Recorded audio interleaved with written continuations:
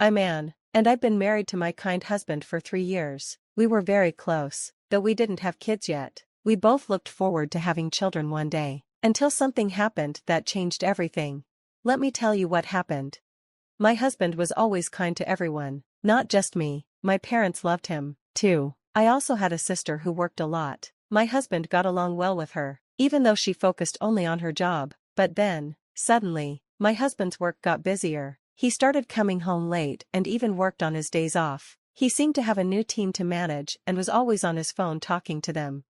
Looking back, people might have thought something was off, but I didn't suspect anything. I just worried about him getting too tired. One day, my sister, who lived alone, needed help finding furniture for her new job. She asked me to take her shopping, but I got a call from my boss and had to go to the office. Since it was my sister's only free day, I didn't know what to do. Then I remembered that my husband had the day off, so I asked him to help. He agreed, even though it felt a little awkward. He also said he needed to borrow my car since his was being repaired.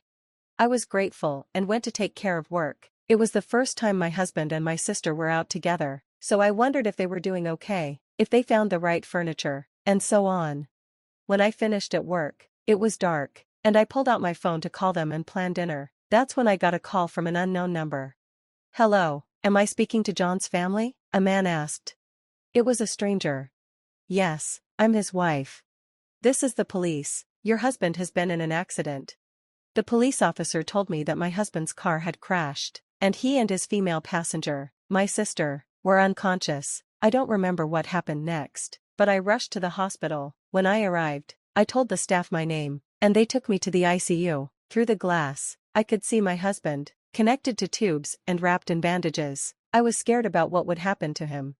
My mother, who lived far away, finally came, and we spent a long night at the hospital. The police gave us more details. They said my husband had been driving on a clear road when another car ran a red light and hit him. The other driver was also badly hurt and treated at the same hospital. However, the driver said that my husband's car had been acting strangely before the crash, and they were investigating if he had fallen asleep while driving. A few days later, my husband and my sister woke up, and the doctors did some tests. My mother and I went to hear the results. The doctors said they would survive, but might have disabilities. We were relieved they were alive and hoped they would recover with rehabilitation. We didn't tell them about the disabilities. Instead, we only told them positive things. My mother cared for my sister, and I took care of my husband.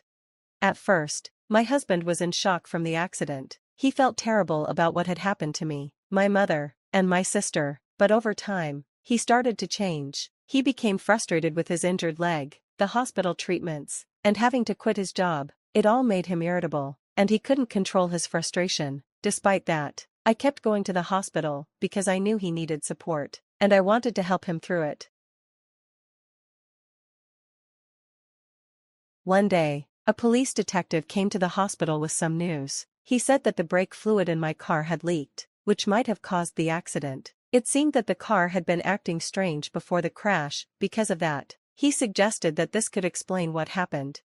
The woman who hit my car wasn't doing well either, and her mother came to apologize. This was the first time I met her. After that, things with my husband got worse. He started getting angry at me more often. He was upset that I could still move around while he couldn't. He also didn't like that I couldn't be at the hospital for long because of my work. He started ordering me around, yelling at me when I didn't do things the way he wanted. He threw things, complained about his hospital room, and even got mad when I went out to buy my own lunch. His demands kept growing.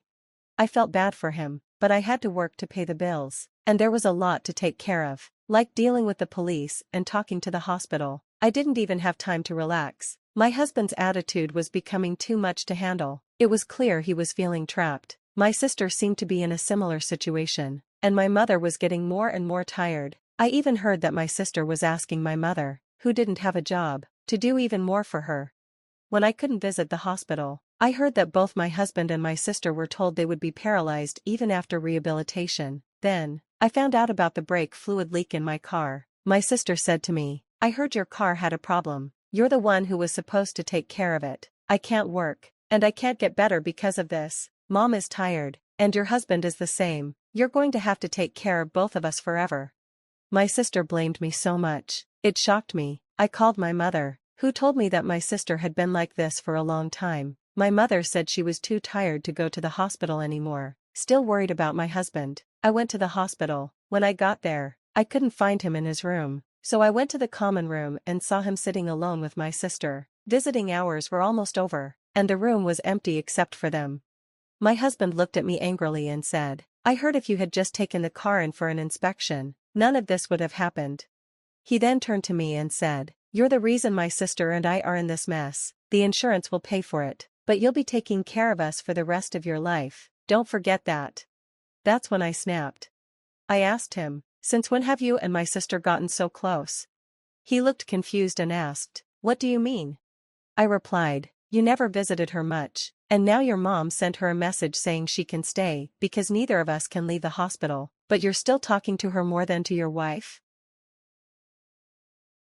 It felt like my husband and sister were teaming up against me.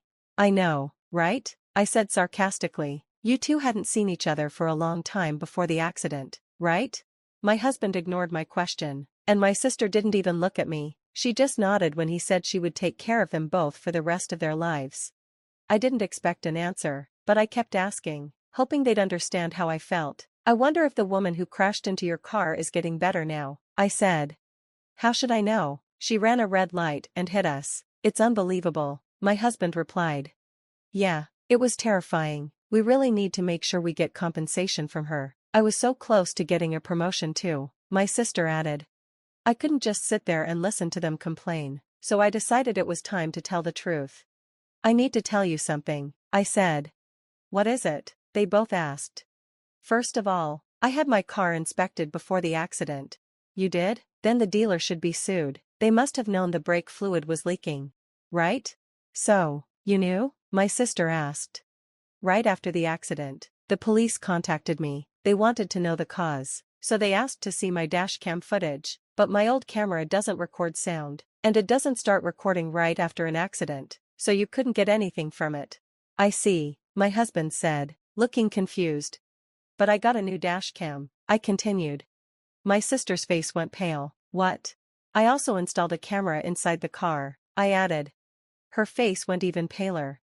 "You know, modern dashcams start recording even with a small shake. The police contacted me and said they had seen the footage." My husband and sister both froze. I could see the shock on their faces. "You two were up to something, weren't you?" I asked, confronting my sister. "What do you mean? Did you do something to the car?" my husband asked, starting to panic. "Why are you talking to my sister like that? Don't talk to her like she's your girlfriend," my husband shouted. I paused, then said, "I told you earlier, the camera records with just a slight vibration, and guess what? The footage has plenty of intimate moments between you two." I couldn't believe it when the police asked if my sister was in the car with my husband. My husband's face went pale. "You were having an affair this whole time?" I said. "You were both lying to me." My husband started blaming my sister. "Mary isn't the only one to blame here." Just then, the mother of the woman who crashed into my car arrived at the hospital. I had invited her. "Do you have anything to say to her?" I asked my sister. My sister looked confused. "Who is this?" "This is the mother of the woman who hit you," I said. "She's the one who should be paying for all of this." My husband stopped talking when he saw the woman crying. "Her name is Alice. I'm sure you know who she is," I added. My husband's face went completely white, and my sister was in shock. "Wait, do you know the woman who was driving the car?" my sister asked. "That means they knew it was your car that they crashed into," I explained. "Who is she?" my husband asked, looking lost. I decided to tell my sister everything. She was having an affair with John. He told her he was going to divorce me, but he didn't. When Alice lied and said she was pregnant with his child, John told her to get an abortion. After that, she couldn't get in touch with him, and she wanted to hurt me to get revenge. "Wait, so that means..." "Right, you were in the wrong place at the wrong time." "I can't believe this ruined my life," my sister moaned. "The truth is, there's nothing you can do now, no matter how much you cry or scream." "You're not exactly an innocent person in all of this," I said, letting out all my frustration. "Now you understand what happened. You were having an affair with my husband, and Mary tampered with my car's brake fluid to hurt me, but she got in the car herself and ended up in an accident. I'm the victim here. I was willing to try and work things out if you apologized and confessed, but you never did." You treated me horribly instead. Do you remember when we signed our divorce papers right after we got married? I never thought I'd use them, but I've submitted them today. We're done. Goodbye. With that, I left the dark, quiet hospital, feeling lighter for finally expressing everything I'd been holding inside. My mother was deeply shocked when she found out the truth. Not only was she devastated by my sister's affair, but she also felt the weight of having to care for her disabled daughter alone. Although I cut ties with John and Mary, I couldn't leave my mother to handle everything on her own. So, I reached out to the woman responsible for the accident, apologized, and asked her to compensate my sister, who was caught up in the accident by mistake, so my mother wouldn't have to worry. 2 years have passed since then. John and I are divorced, and I'm living on my own. Our divorce surprised my coworkers because we had been seen as such a close couple. Afterward, many men started approaching me, asking for advice. I thought maybe it was just a phase where men are attracted to recently divorced women, but even though I had some interest in them, the image of my ex-husband still lingered in the back of my mind, and I couldn't bring myself to date again. Instead, I focused on my career. I studied hard for a certification exam and even enrolled in an online business school after work. When I was married, I never imagined I would want to do something like that. I had never envied my sister, a career woman, and never thought I'd want to be one, but here I was, naturally working toward that goal. Life is strange, I thought. After the divorce, John moved back in with his parents, but they saw him as a burden. His relatives blamed him for his actions toward me, and I heard he wasn't doing well mentally. He had been acting violently, causing trouble for everyone around him.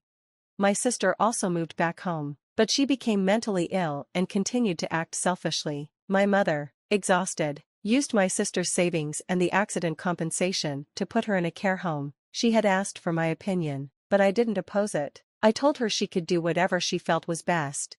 If I hadn't realized what was going on, I would have spent my life as a slave to both of them. I'm glad I woke up when I did. I passed the certification exam I had been working toward, and I was transferred to a department where I could use my skills. I became close with the teacher from my online business school, and we're soon to be married, not to someone who's just kind to everyone, but to someone who's very kind to me. When I come home late from work, he makes sure to come home early to prepare dinner for us. I cherish this small happiness. Those are the thoughts I carry with me as I head home to where my partner waits for me.